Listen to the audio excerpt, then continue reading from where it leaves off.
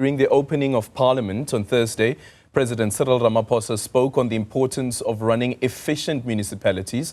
On a visit to eThekwini, President Ramaphosa met with residents, business leaders and municipal officials who said they wanted to work together to build a city that can be proud of again. Following that visit, the eThekwini Presidential Work Group was set up to enhance support for national and provincial government to turn the metro's administration around. Newly elected Cooperative Governance Minister Velenkosini Hlabisa has expressed that municipalities need to function at a people-centered level. For more on this, let's now speak to KZN Premier Thami Ntuli. Premier, very good morning to you. Thank you so much for making time for us, and thank you so much for your patience as well. I want to start off the conversation from where Nasipi ended, and that is looking at natural disasters, something that the President also touched on during his opening of Parliament address, and something that the Copter Minister has also spoken to. He said that he wants to see KZN, the Eastern Cape as well as the Western Cape work together around issues relating to response to natural disasters, and a memorandum of understanding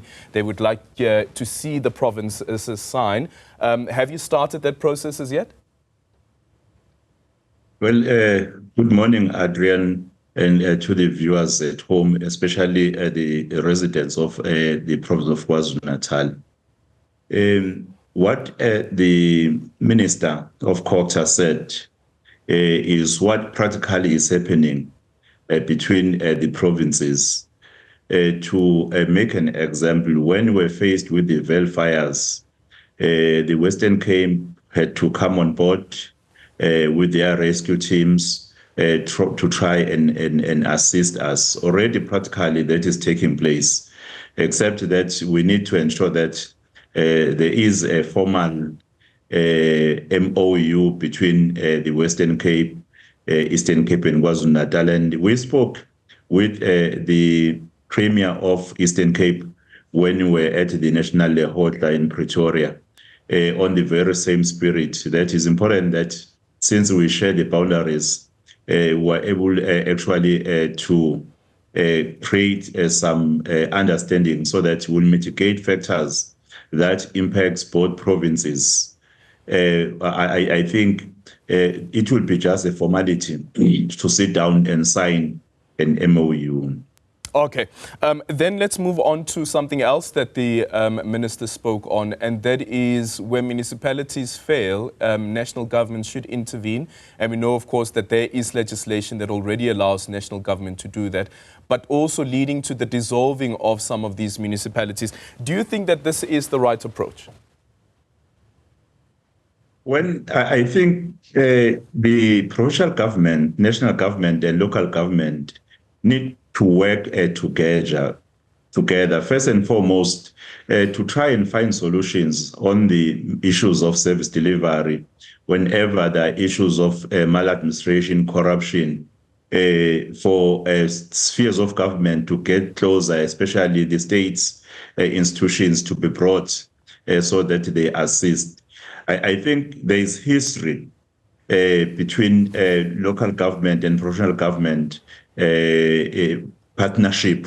In fact, while I was the chairperson of SALCA, we were moving on a joint approach with the provincial government, especially the Department of Treasurer, to ensure that we're helping municipalities in terms of the capacity so as to improve the performance and even the AG's Auditor General's opinion. Hence, there was no regression which happened as though the improvement was a slight improvement.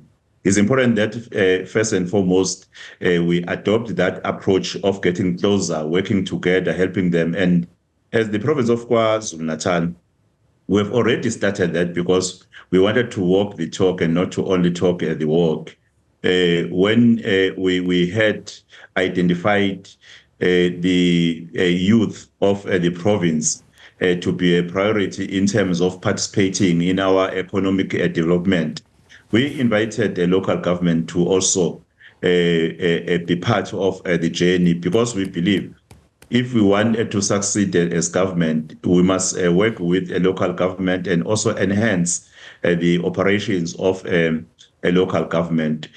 Though I agree that when everything fails, when there is no cooperation, that is wherein you must see the intervention. I know that we have interventions that are already there, even in our province, which will need to review, considering the impact, whether are they giving us good results or they are not giving any improvement.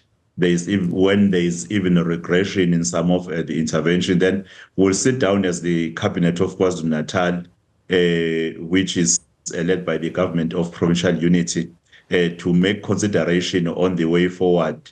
We will welcome any measure that will seek to rescue local government, because local government is key to bringing services to the people, and this closest sphere to the people that can be used as a vehicle by all spheres of government. As I've said already in the province of Natal, we have identified them as a quite very important a vehicle that can assist us to deliver. And I was quite, in fact, happy when I heard the president of the country, President Ramaphosa, also saying the same thing, that we need to prioritize using local government to assist us to deliver.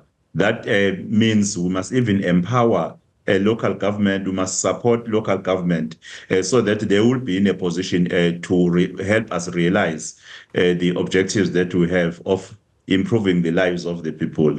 Yeah, how should we understand the work that SALGA did at the time when you were chairperson of SALGA? And yet we faced with a situation where the president established a presidential eThekwini working group, which is something that I have never seen before. But there's a presidential group that has been established to try and stabilize eThekwini. So how should we understand the work that SALGA was doing at the time? Yet at the same time, you have a situation where the president is intervening in the dysfunctionality of eThekwini.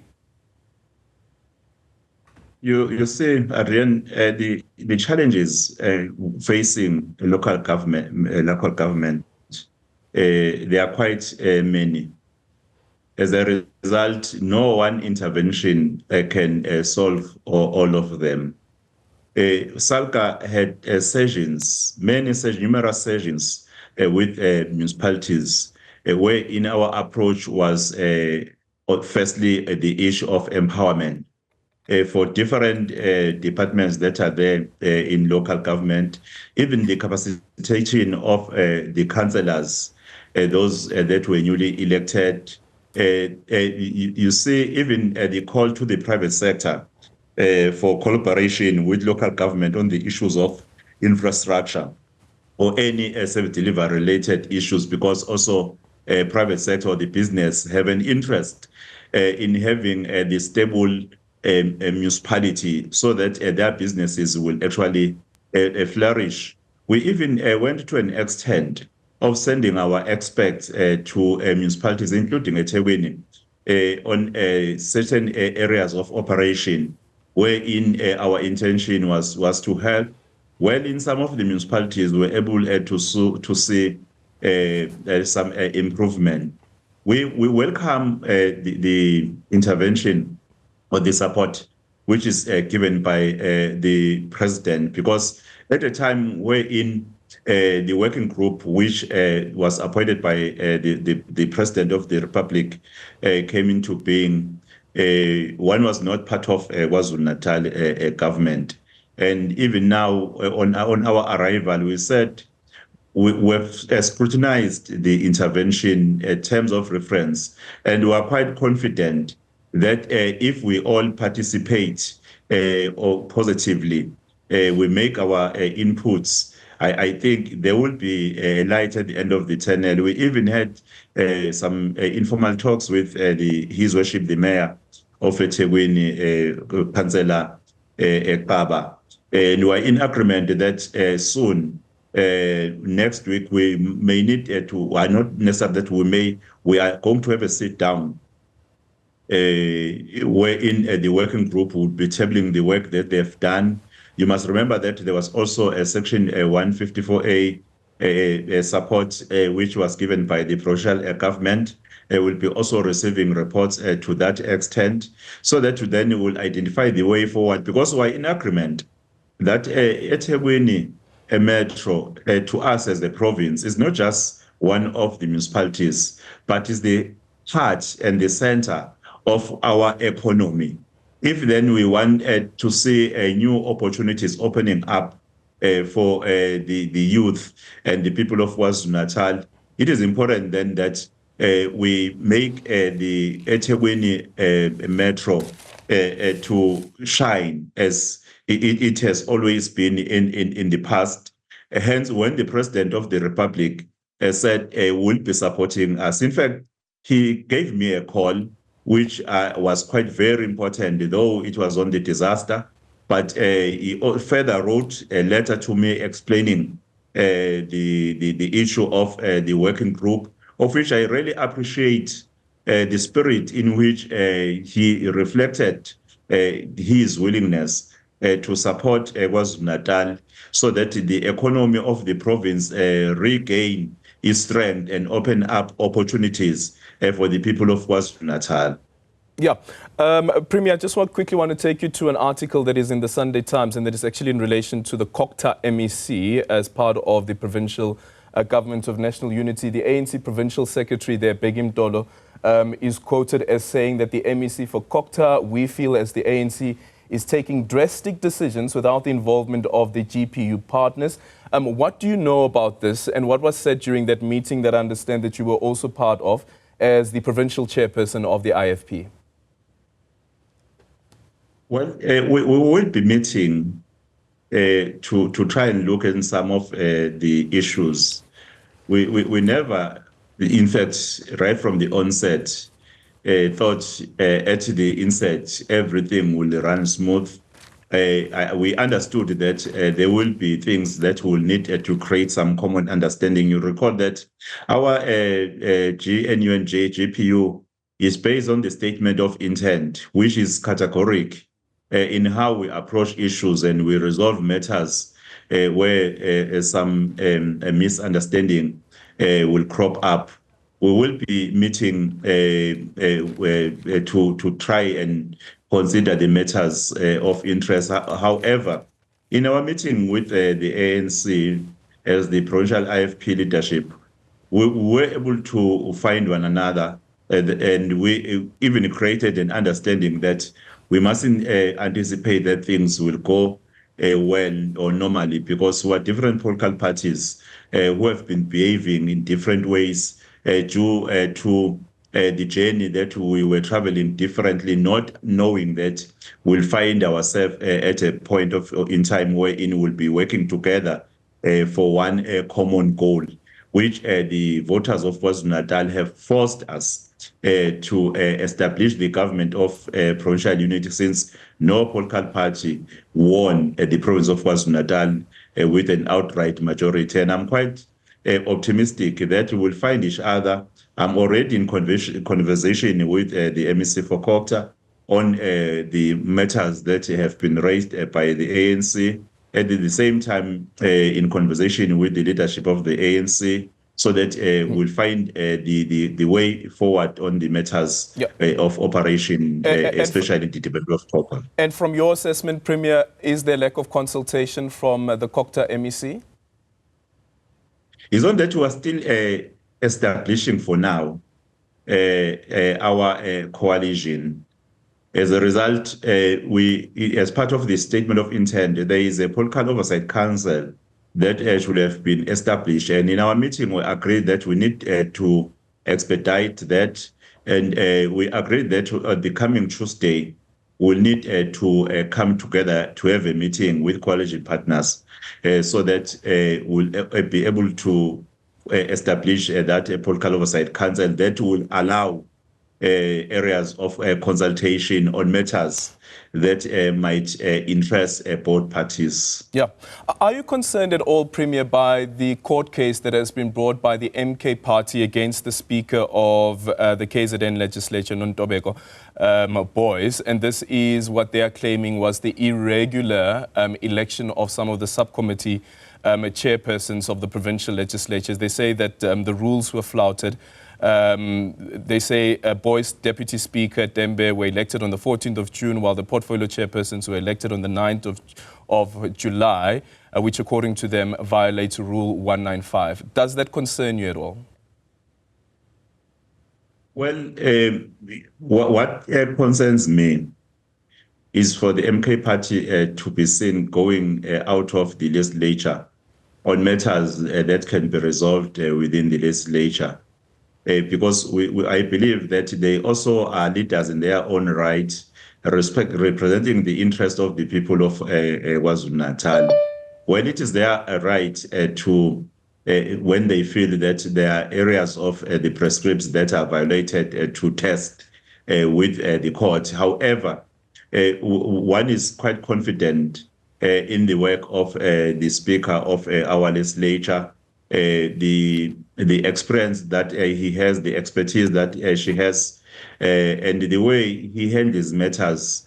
And even for the meeting that is actually cited, I'm of the view that the Speaker understood quite categorically the issues of even the rules that are being cited. Yeah, but the elections didn't happen within 7 days as per requirement of Rule 195. You see, the Speaker was able to engage the legislature to explain what that rule means, what circumstances then has to be taken into consideration before the election had to take place. And I think we were in agreement, all of us, on the circumstances that the Speaker tabled on the table, of which I believe the MK party was supposed to be part of the sitting until the end of the sitting. Unfortunately, they decided to walk out.